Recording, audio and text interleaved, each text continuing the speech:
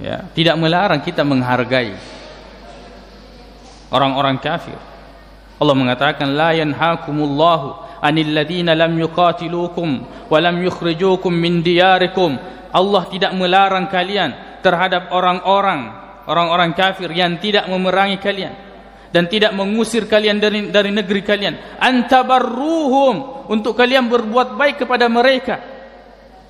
Boleh kita berbuat baik kepada mereka, tapi kita tidak boleh menjual akidah dan keyakinan. Kita umat Islam di Indonesia sudah lama hidup berdampingan dengan orang-orang non-muslim. Lantas kemudian kita menuduh diri kita ini tidak bertoleransi. Lihat kenyataannya, telah lama berdampingan negeri-negeri atau tempat-tempat yang lama berdampingan dengan umat Islam. Apakah kemudian umat Islam mengganggu mereka?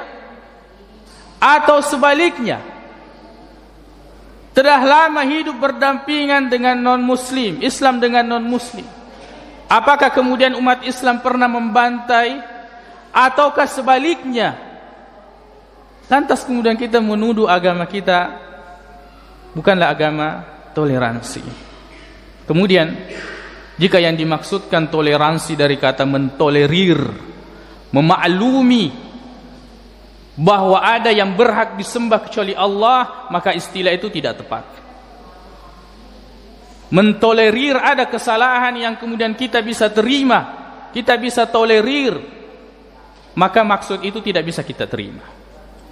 Tetapi jika yang dimaksud toleransi adalah firman Allah Subhanahu wa taala, "Qul ya ayyuhal kafirun la a'budu ma ta'budun." Katakan wahai orang-orang kafir, saya tidak menyembah apa yang kalian sembah. Wala antum 'abiduna ma a'bud. Kalian tidak menyembah apa yang saya sembah. Wala ana 'abidum ma 'abadtum. Saya bukan penyembah apa yang kalian sembah. Wala antum 'abiduna ma a'bud. Kalian bukan penyembah apa yang saya sembah. Lakum dinukum waliyadin. Bagimu agamamu dan bagiku agamaku. Jika yang dimaksud toleransi dalam makna ini, maka sesungguhnya Islam telah mengajarkannya, telah lama disampaikan oleh Nabi SAW.